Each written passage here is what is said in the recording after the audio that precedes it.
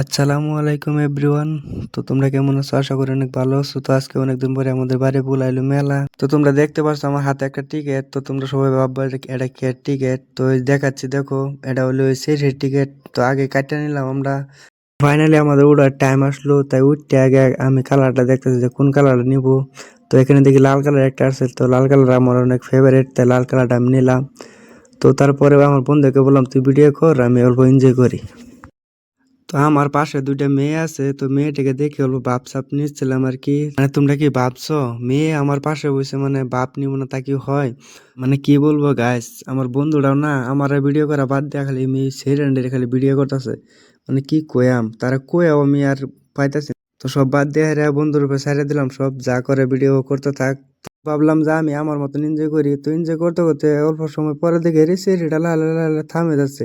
তার মানে বুঝতে পারছো গাইস, মানে আমাদের নামার টাইম এখন আসে পড়ছে। তখন নামতে হবে, তখন নামিয়া যাইতেছি আমি রাস্তা দিয়ে, তো গেট বিছতে পারছি না, গেট কোথায়। তো ফাইনালি গেটটা পাই গেলাম। ক্যামেরা হাতে দেখে দেখো গাইস ছেড়ে নাকি বা চায় রয়েছে, যখন আমার খায়া ফেলবো তারা আজকে। তো আজকের লেগে বাই গাইস।